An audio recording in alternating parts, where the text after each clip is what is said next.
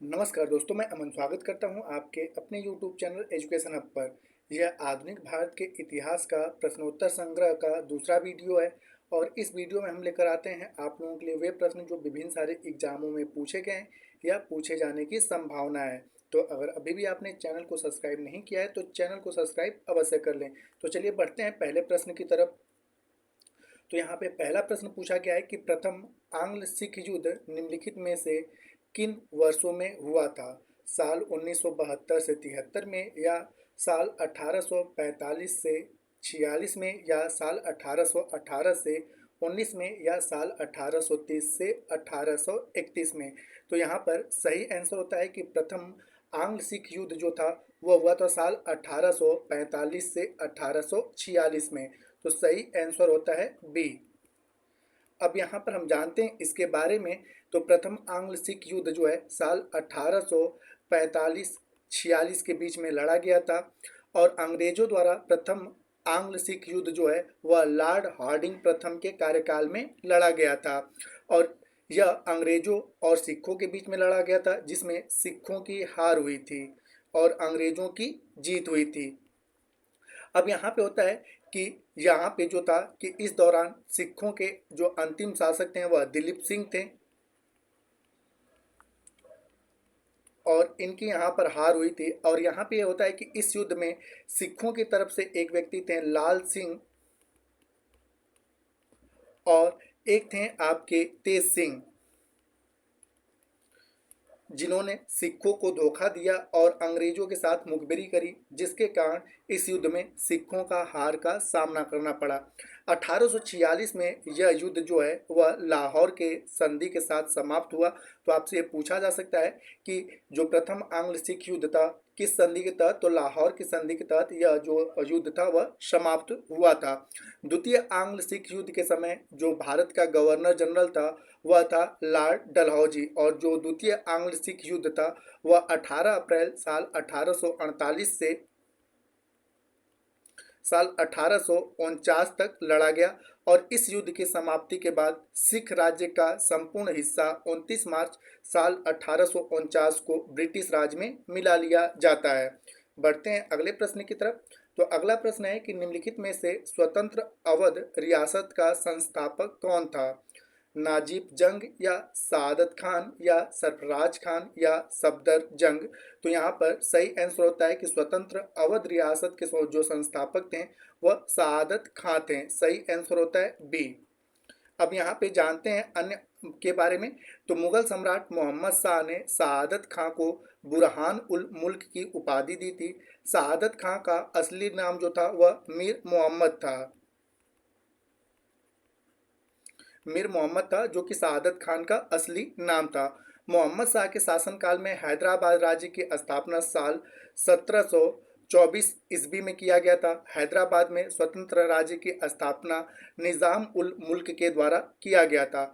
मोहम्मद शाह ने चिनकी लिच खां को निज़ाम उल मुल्क और असफजाह की उपाधि भी दी थी। बंगाल में स्वतंत्र राज्य की स्थापना मुर्शिद कुली खां के द्वारा किया गया था।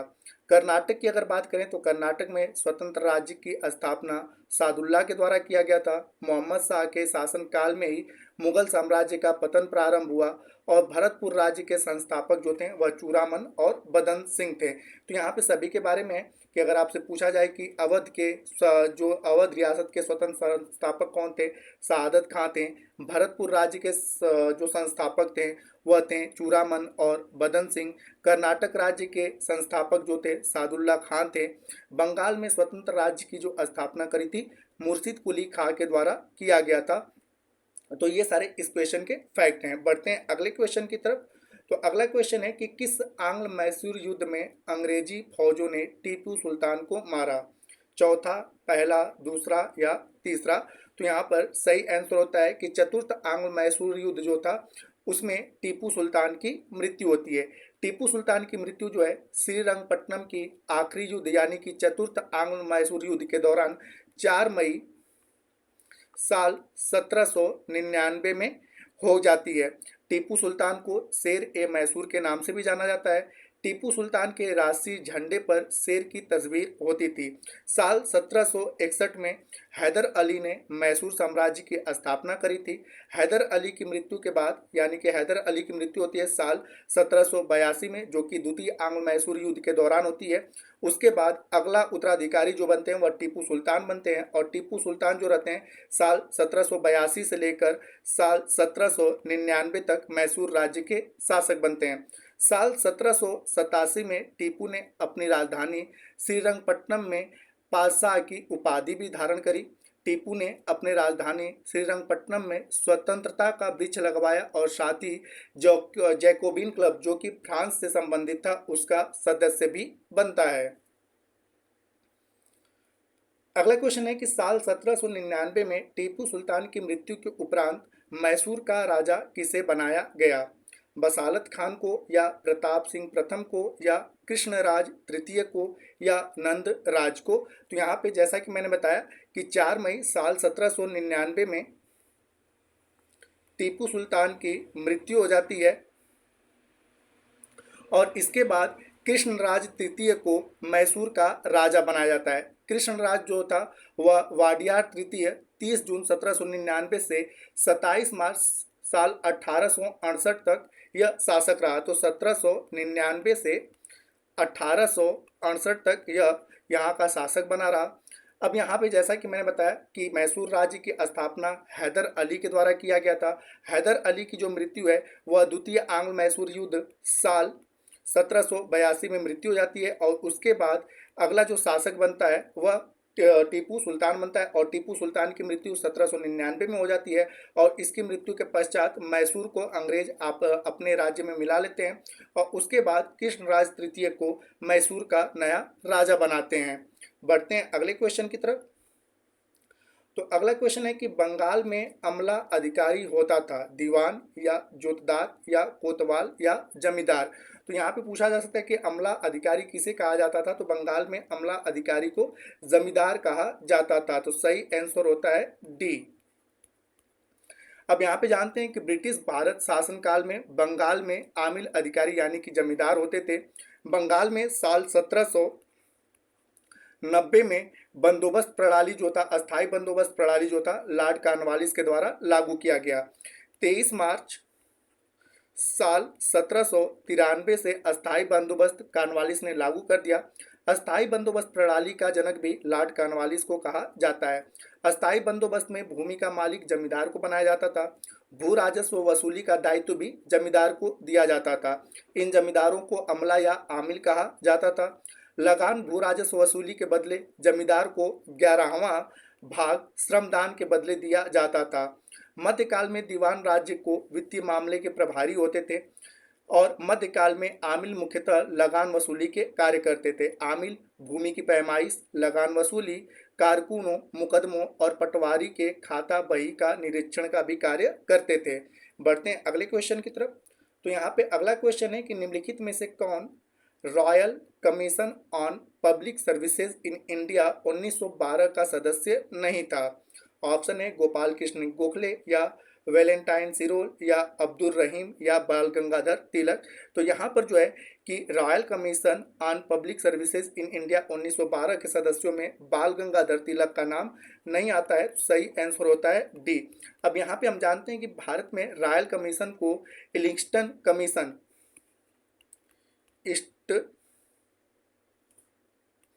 भारत में जो है royal commission on public services को जो था वह स्टीलिंगटन कमीशन के नाम से भी जाना जाता था। इस कमीशन के द्वारा भारतीयों को पब्लिक सर्विसेज से अधिक प्रतिनिधित्व देने की सिफारिश की गई थी। भारत के प्रथम आईसीएस जो थे वह थे सत्येंद्र नाथ टैगोर, जो कि साल 1864 में बने थे, और 1922 में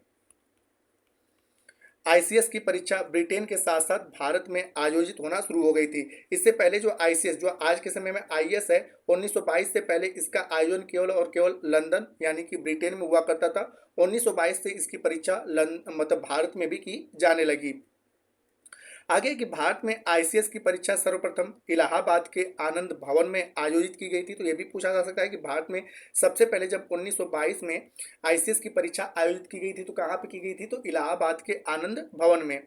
ली कमीशन के रिपोर्ट पर 1 अक्टूबर साल 1926 को यूपीएससी की स्थापना की गई थी। तो अब यहाँ पे ये भी पूछा जा सकता है कि यूपीएससी की स्थापना कब की गई थी, तो 1 अक्टूबर साल 1926 को। और किस कमीशन के द्वारा, तो ली कमीशन के द्वारा यूपीएससी की स्थापना की गई थी। अगला प्रश्न है कि निम्नलिखित में से किस एक पत्रिका का प्रकाशन महात्मा गांधी ने अपने दक्षिण अफ्रीका प्रवास के दौरान किया था? अफ्रीकन्स या इंडियन ओपिनियंस या इंडिया गजट या नवजीवन? तो यहाँ पर हम जानते हैं कि इंडियन ओपिनियन पत्रिका का जो प्रकाशन है महात्मा गांधी ने अपने दक्षिण अफ्रीका के प्रवास के दौरान किया था। तो यहाँ पर सही आंसर होता है बी। जानते हैं यहाँ पे कि साल 1893 में महात्मा गांधी ने अब्दुल्ला सेठ के वकील के रूप में दक्षिण अफ्रीका गए और दक्षिण अफ्रीका में रंग भेद की नीति के विरोध में साल 1906 से 1907 ईस्वी में महात्मा गांधी ने दक्षिण अफ्रीका में सत्याग्रह की शुरुआत करी और यहाँ पर एशियाटिक लॉ अमेंडमेंट एक्ट के विरुद्ध इन्होंने यह सत्याग्रह किया था। तो यह भी पूछा जाता है कि महात्मा गांधी ने अपना पहला सत्याग्रह कहाँ शुरू किया था, तो अफ्रीका में कब? साल 1906 से 1907 ईस्वी के दौरान। रंग भेद नीति के विरोध करने वाले यह विश्व के पहले व्यक्ति थे। महात्मा गांधी ने अपना पहला सत्याग्रह, जैसा कि मैंने बताया, कि दक्षिण अफ्रीका में शुरू किया। Natal House, Phoenix Farm, Tolstoy Farm आदि की इन्होंने दक्षिण अफ्रीका में स्थापना भी किया था। अगला प्रश्न है कि कांग्रेस के किस अधिवेशन में यह संकल्प पारित किया गया कि विधि के समक्ष जाति, वंश या स्त्री पुरुष का लिहाजा किए बिना समानता होनी चाहिए? कोलकाता अधिवेशन 1906 या कराची अधिवेशन 1931 या लाहौर अधिवेशन 1929 या लखनऊ अधिवेशन 1916? तो यहाँ पे कांग्रेस के कराची अधिवेशन 1931 में जो है यह संकल्प पारित किया गया कि विधि के समक्ष जाति, वंश, स्त्री पुरुष का लिहाजा किए बिना समानता होनी चाहिए। 1931 में कराची अधिवेशन की अध्यक्षता जो थे सरदार वल्लभ भाई पटेल ने किया था और इस कांग्रेस अधिवेशन में आर्थिक एवं मौलिक अधिकार संबंधित प्रस्ताव भी पारित हुए थे। 1906 के कोलकाता अधिवेशन में स्वदेशी का प्रस्ताव पारित किया गया था। यह भी होता है कि स्वदेशी का प्रस्ताव, तो इसी दौरान 1907 में स्वदेशी आंदोलन चलाया गया था। 1916 के लखनऊ अधिवेशन में कांग्रेस और मुस्लिम लीग एकजुट हुए थे और 1929 के लाहौर अधिवेशन में पूर्ण स्वराज की मांग की गई थी। तो यहाँ पे दिए गए प्रश्न के अनुसार सही आंसर होता है बी। अगला प्रश्न है कि महान शहीद भगत सिंह, सुखदेव और राजगुरु को जब फांसी दी गई थी तब भारत का वायसराय कौन था? लॉर्ड कर्जन या लॉर्ड इरविन या लॉर्ड मिंटो या लॉर्ड चैम्सफोर्ड? तो यहाँ पर सही आंसर होता है कि जब भगत सिंह, सुखदेव और राजगुरु को फांसी दी गई थी उस समय भारत का वायसराय लॉर्ड इरविन था। लॉर्ड इरविन का जो शासनकाल था भारत में एज अ वायसराय वह था साल 1926 से साल 1931 तक। और जैसा कि आपने पता है कि 23 मार्च साल 1931 को जो था भगत सिंह, राजगुरु और सुखदेव को फांसी दी गई।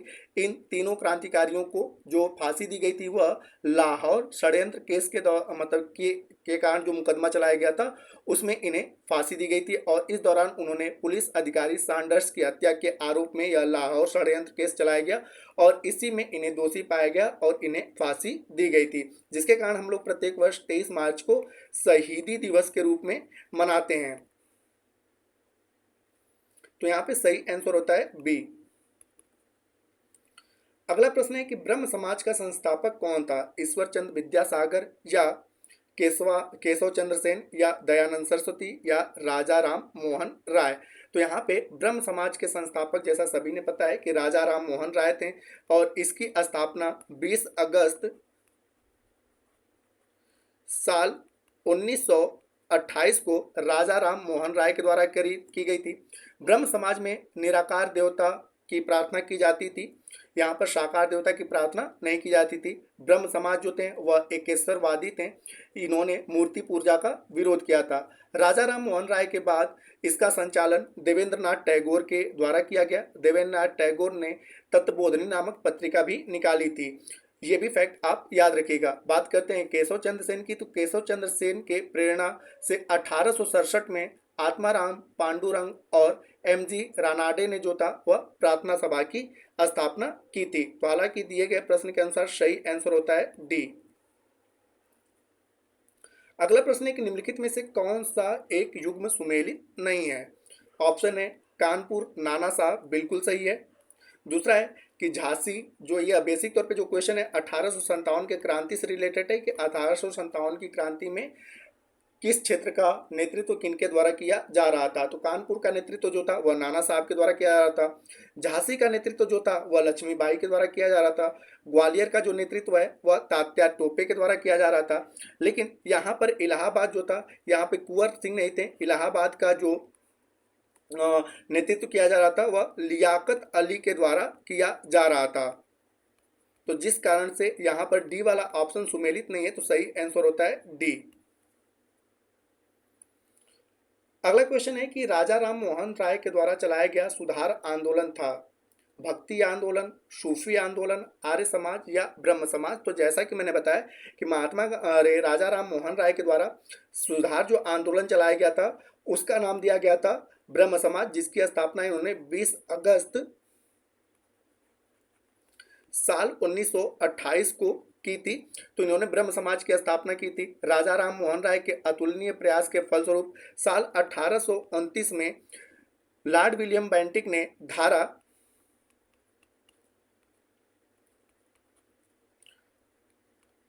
के तहत सती प्रथा का अंत साल 1829 में की थी। तो यहाँ पर इनका यह एक मतलब कि अदम्य प्रयास था कि जिसके द्वारा भारत में एक लंबे समय से जो कुरीति चली आ रही थी सती प्रथा वह समाप्त कर दिया गया। इनके इसी कार्य के कारण राजा राम मोहन राय को आधुनिक भारत का प्रथम नेता, नवजागरण का अग्रदूत, नए भारत का पैगंबर, भारतीय पुनर्जागरण का जनक तथा भारत में सुधार आंदोलन का प्रथम प्रवर्तक आदि नामों से जाना जाता है। इन्होंने 1827 में जूरी एक्ट यानी कि धार्मिक आधार पर विभेद करने वाला जो एक्ट बनाया गया था इसका भी इन्होंने विरोध किया था। साल 1843 में देवेंद्र नाथ टैगोर ने ब्रह्म समाज का पुनर्गठन किया और साल 1862 में केशव चंद्र सेन ने ब्रह्म समाज का आचार्य नियुक्ति हुए।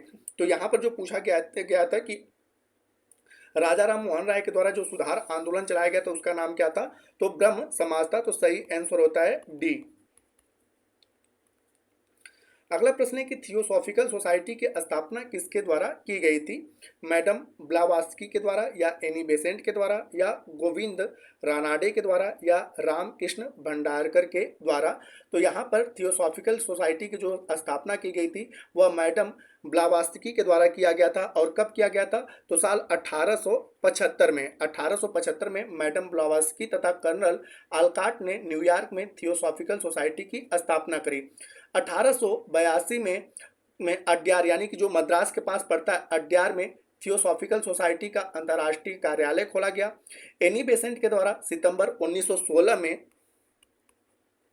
होम रूल लीग का गठन किया गया। और यहाँ पे महादेव गोविंद रानाडे की बात किया जाए तो महादेव गोविंद रानाडे और आत्माराम पांडुरंग ने साल 1867 में प्रार्थना समाज की स्थापना की थी। रामकृष्ण गोपाल भंडारकर और वामन आबाजी मोदक के साथ मिलकर एमजी रानाडे ने महाराष्ट्र गर्ल्स एजुकेशन सोसाइटी की स्थापना की थी।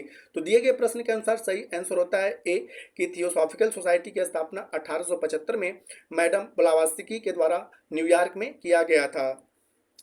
अगला प्रश्न है कि गदर पार्टी की स्थापना कहाँ पर हुई थी। जर्मनी में, जापान में, कनाडा एवं यूएसए यानी कि अमेरिका में या पंजाब में। तो गदर पार्टी की स्थापना की अगर बात किया जाए तो गदर पार्टी की स्थापना जो है वह कनाडा और यूएसए में कब की गई थी, तो 1 नवंबर साल 1913 को गदर पार्टी की स्थापना की गई थी। और इसके संस्थापक थे लाला हरदयाल। और इन्होंने कहाँ पे किया था, तो संयुक्त राष्ट्र अमेरिका के सैन फ्रांसिस्को में। गदर पार्टी के प्रथम जो अध्यक्ष थे वह सोहन सिंह भखाना थे। लाला हरदयाल गदर पार्टी के प्रथम मंत्री तथा पंडित काशीराम मदरौली इसके कोषाध्यक्ष चुने गए थे। 1 नवंबर साल 1913 को ही गदर पार्टी ने अपनी एक साप्ताहिक पत्रिका गदर के नाम से शुरू की, जो कि उर्दू में प्रकाशित होता था। 9 दिसंबर साल 1913 को यह पत्रिका गुरुमुखी लिपि में भी छपने लगा था। तो यहाँ पे दिए गए प्रश्न के अनुसार सही आंसर होता है सी। अगला प्रश्न है कि महात्मा गांधी ने भारतवर्ष में पहला सत्याग्रह कहाँ पर प्रारंभ किया? खेड़ा में, बारदौली में, अहमदाबाद में या चंपारण में? तो जैसा सभी ने पता है कि महात्मा गांधी का अगर पहला सत्याग्रह की बात किया जाए तो इन्होंने दक्षिण अफ्रीका में शुरू किया था, साउथ अफ्रीका में। लेकिन भारत में इसकी शुरुआत इन्होंने कब किया था? तो भारत में इसकी शुरुआत इन्होंने चंपारण में किया था। तो सही आंसर होता है डी। अब इनके बारे में जानते हैं कि किसान नेता राजकुमार शुक्ल के आमंत्रण पर महात्मा गांधी साल 1917 को चंपारण आए और वहां पर जो तिनकठिया प्रथा थी, तिनकठिया प्रथा के विरोध में भारत में इन्होंने अपना पहला सत्याग्रह शुरू किया। अहमदाबाद मिल मजदूर की अगर बात करें तो यहाँ पर इन्होंने जो सत्याग्रह शुरू किया था साल 1918 में किया था। खेड़ा में भी इन्होंने साल 1918 में इन्होंने अपना सत्याग्रह शुरू किया था। बारदौली सत्याग्रह का नेतृत्व वल्लभ भाई पटेल के द्वारा साल 1928 में किया गया था और यहाँ पर बेसिक तौर पे इनको जो प्रेरणा मिली थी, जो वल्लभ भाई पटेल को प्रेरणा मिली थी, वह महात्मा गांधी से ही मिली थी। बारदौली सत्याग्रह में कुनबी, पटीदार जातियों और कालीपराज जनजातियों से संबंधित भू मालिकों ने भी भाग लिया था। तो यहाँ पूछा गया है कि महात्मा गांधी ने भारत में अपना पहला सत्याग्रह कहाँ शुरू किया था? तो साल 1917 में बिहार के चंपारण में। और किसके आमंत्रण पर? तो राजकुमार शुक्ल के आमंत्रण पर। तो दोस्तों यह 15 क्वेश्चनों का सीरीज होता है। उम्मीद करता हूँ कि आपको यह वीडियो पसंद आया होगा। वीडियो पसंद आए तो वीडियो को लाइक करें, कमेंट करें तथा अपने दोस्तों के साथ शेयर करें। और चैनल पर नए हैं तो चैनल को सब्सक्राइब अवश्य करें तथा इस PDF के लिए आप हमारे टेलीग्राम से जुड़ सकते हैं, जिसका लिंक वीडियो के डिस्क्रिप्शन में दिया हुआ है। तो वीडियो के अंत तक बने रहने के लिए धन्यवाद। मिलते हैं जल्दी नेक्स्ट वीडियो में।